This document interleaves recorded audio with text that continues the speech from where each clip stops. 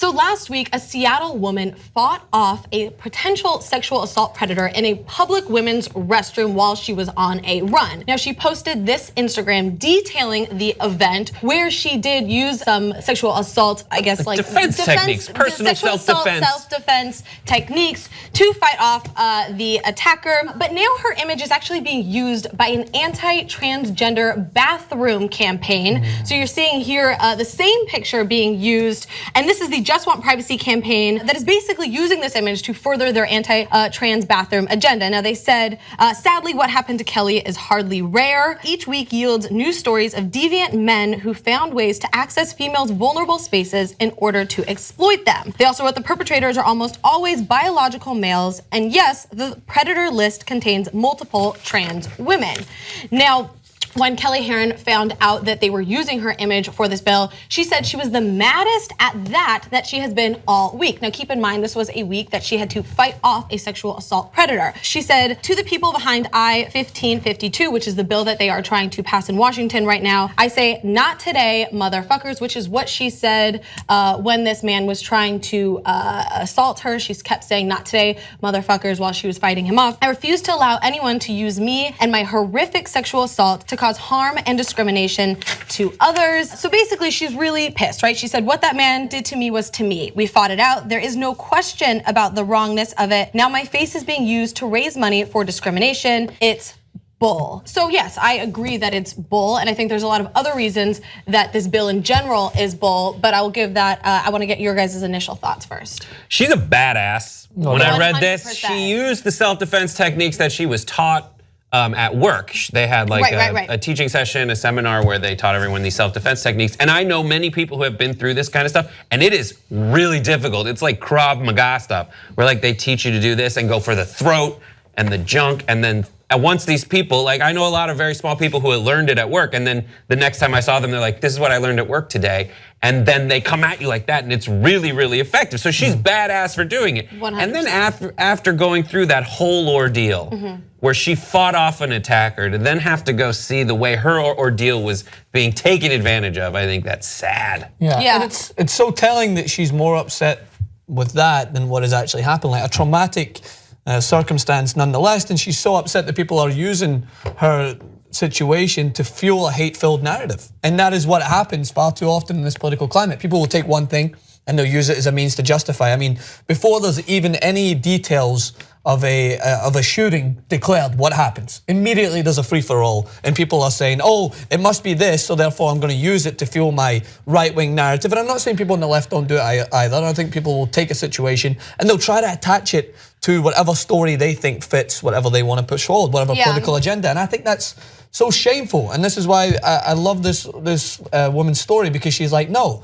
this is not the reason why I was attacked. This guy is a horrendous individual. He would have done this regardless of wherever he was. He saw someone that he thought was vulnerable, and he was going to take advantage of that. So it just pisses me off when people try to justify their cause using this story. Right, no, I think you're onto something. Also, just to give you guys some clarification, the man who attempted to assault her is Gary Steiner, who's a 40-year-old registered sex offender in Arizona. So she went into this public bathroom, he attacked her, like Brett said, she clawed at his face, she punched back, ended up locking him in the restroom until the police came, and then was free. She told her story, and then obviously, like Francis is saying, they kind of used this image and this story to justify their agenda, which there are so many flaws in itself, right? Because they're not only conflating gender and sexuality, which is a whole other issue in itself, but they're conflating sort of having some sort of gender fluidity, right? Identifying as trans or something like that, and being a sex offender, which is entirely offensive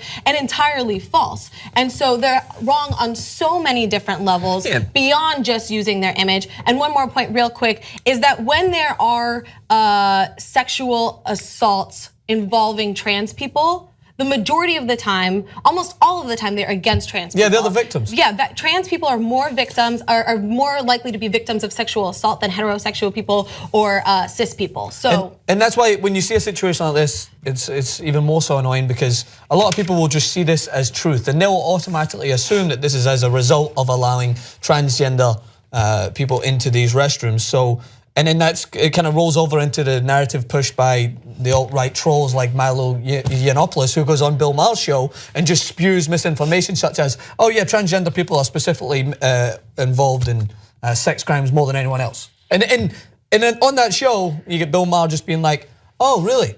When it's like, that's horrendous. That's just spewing misinformation to try and fuel that narrative. And that's why when I did a video on it on Facebook, the first thing I addressed was, that's not true. You got to call that for what it is. That's bullshit, and he's trying to justify a case. Well, it seems like part of the methodology of this group, Just Want Privacy, is to kind of in a weird circular way make trans people the perpetrators of sex crimes just by being trans people and using the bathroom. Yes. Right. Like they're making it, and I love it. If for the people who are having trouble with this, I get it. It's something new, and you probably haven't spent much time thinking about it. And someone says to you, "Do you want a man walking into the women's room?"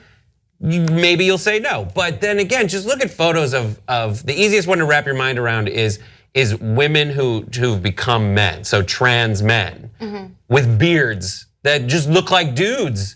And you want that person to go into a women's room, just let them go into the room that they want to. And then also, like, the idea they say here, the reality remains that a grown man marched into a woman's bathroom in broad daylight in the middle of a busy park and nobody stopped him. But like, if your law went into place, do you think that person who went into the women's room was like, oh, I was gonna go commit a sexual assault and I was fine with that, but there's a local statute making it illegal for me to walk into this bathroom in the first place? No, that person wanted to go commit a sexual assault. Yeah. This is like not their main law that they're breaking.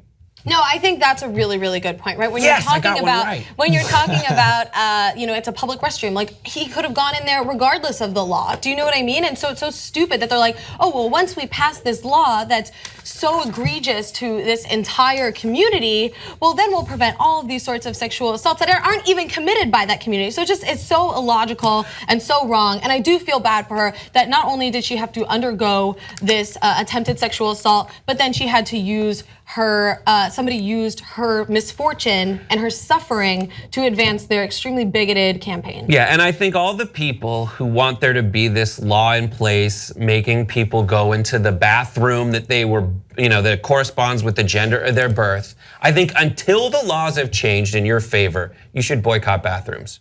Just don't go to the bathroom at all. And it's hashtag hold it. Hold it in until the law is changed. And I support you in that 100%. I'm on your side, just hold it. No number one, no number two, until this is priority number one. You know who's gonna stop Trump, stop the establishment, stop the corruption? You are. You help us hire new investigative reporters, and we will unleash it on them. tytnetwork.com/go. Let's build the best journalism team in America.